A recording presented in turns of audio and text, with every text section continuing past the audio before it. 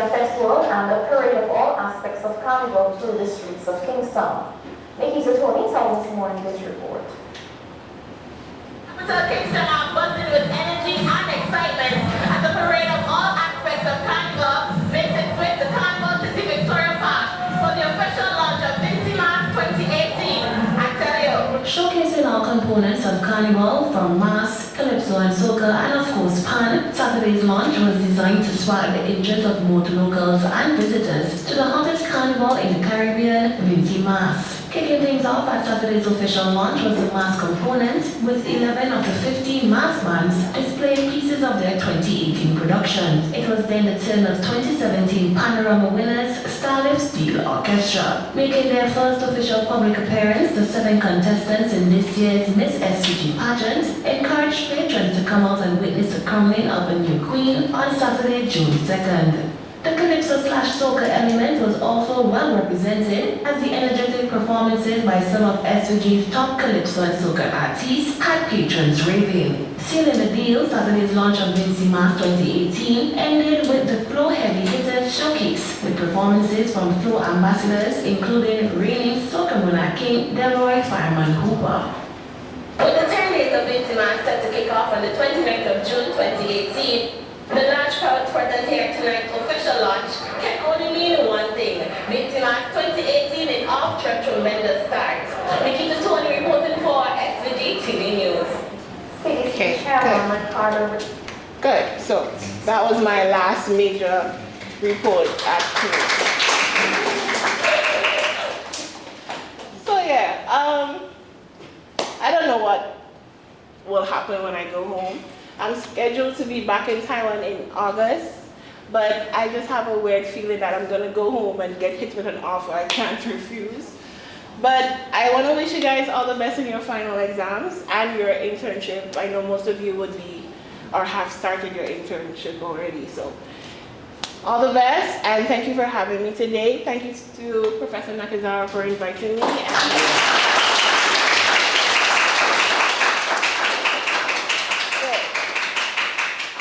So now we have a question and chat session. So you can ask me any questions, you could relate anything, ask me for advice. Yeah. No questions? It was that good. Wow. Wow, it was that good. There has to be a question. No? Okay, Fanny? Why do you think that journalism is not what you want to do, like continue? There's such a thing of wanting to do something, but not wanting to find out more about it. Like, I love listening to music, but I would never sit and learn how to make music, right? So I realized I wanted to speak to people. I love speaking and making sure people stayed engaged, but I didn't think I could sit for 4 years and learn how to do it. So I wanted to challenge myself. It was a fact of me going to school and just winging it because I knew everything I was going to learn, or being challenged and learning different things. And that's why I chose this program instead. Yeah. Okay. Thank you, Fanny. Anything else? Questions. Hi, Spidey. How did you find your first job? Like, How did you know like that was the job you wanted to do? Which one of the technically, I was just curious. I wanted to help. I've always been a helpful person. So my first job, which was that assistant secretary job, I went because, the book loan system, every year the school offers help to less or unfortunate people. So you can rent your books for a year, and it's probably like 500 NT for the entire year. You get about 10 books, right? So I went to return my books, and the lady was struggling. She had no help. And there was a long line, like from here to the elevator, of students just waiting with books to return. And I said, I can help you. And she goes, really? You'll do that? I was like, yeah, I'll help you. It's okay. And I helped her, and the next thing I know, my principal is like, oh, you should work with us. You would appreciate the job. You know, you can help us out. And that's what I did. I got my first job. Yeah. Anything else? How did you deal with the stress and the pressure of your work? Like some people just choose simple life. Like you say your manager in a store was like enough pay. So some people choose that kind of job to just simple enough, right? Then you just proceed your own journey, how it feels and like the pressure, how was it? How did you deal with it? Okay, so the first job I considered was what I wanted to do was, as I said, working on radio. And the pay was pretty small. It was so small because I had to take 3 buses to get to work. So majority of my salary went towards transportation. So you can imagine my mom, like, you're just working for your transport. It's ridiculous, you know? And she wasn't happy, but I was. And then I slowly started to realize that what she was saying made sense. Even though I was doing what I love, it wasn't paying off eventually. But then that pressure to do something better made me miserable. So you now have to plan. Do what you love, but do it practically. Do what you love, but do it that will benefit not only you, but people would see that this is what you love and you're making a way for yourself through what you love. So I learned that you can't just jump into a job because you love it. You have to be able to, it has to be able to sustain you throughout. So you're going to work, you're loving what you're doing, and it's putting you in a better space. So that's how I dealt with that stress. Like, I'm working, I get to work at 8, I finish at 5, and I kept telling myself, something is going to come, something is going to happen, just go, just go. So it's not that I wasn't doing a good job, I was. All my coworkers at the supermarket will tell you, I did my job, but I wasn't happy, right? But I did my job, I did my job, I had to. I won't get paid. I did my job. Good. Any other questions? No? Spidey? So you wrote some plays and then also been a voice actor. How did you know how to do those things? Like, did you learn it or like you just wanted to do it so you did? I wanted to do it. I would be watching TV and I would see that the commercial just like it was on television. And when I started to work at the radio station, I mimicked an ad for my boss.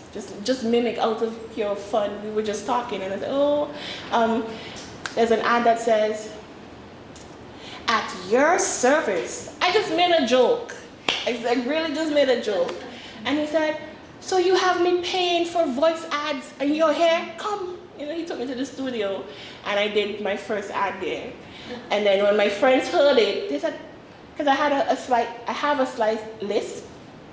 We call it tight tongue in my country. So if you know me and you hear my voice, even if it's covered, you know it.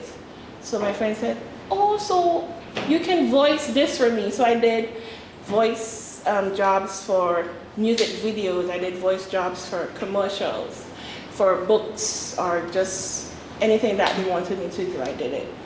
And as it results to writing plays, I always write. I write to this day. So someone came and they said, oh, I'm writing a play, but I'm stuck. And I offered to help. And I got my first gig as, writing plays for community drama festivals. Yeah. So I didn't know what to do. I just had an interest in it. Any other questions? Except my age, don't ask my age. I'm pretty old. So when was the hardest time for you in the past, and how did you overcome it? Oh my God. In your careers. Yeah, like in my career. Oh, okay. So, wow. So I was like, if it was the past, like, because I lost my father. My father died in February, and I was here. I didn't get to go home. But that was basically the hardest period right now. So yeah. But in my career,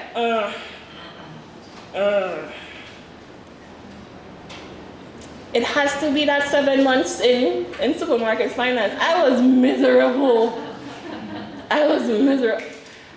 I didn't listen to music, and that could tell you how miserable I was. Music would play and I would not sing, I would not move. I would just walk. I had no headphones in. My friends saw it, my mom saw it, but she didn't care because in her mind, you're making money, you could grow, push through. And she kept saying that she just wanted me to understand that you can't always do what you love forever, you have to be practical. So I understood what she meant, but I wasn't happy. It was the hardest time for me. Yeah. Anything else? No? No? No? Can you see?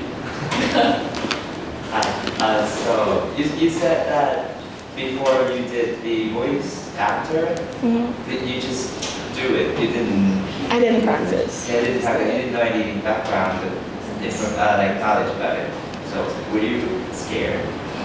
And if you do, then how do you overcome it? Like not scared, just worried because. I was worried people wouldn't like what I had to offer. Yes. I think before you do any job, that's something that runs through your mind. Would they like, especially when it's a performing arts job, would they like what you have to offer?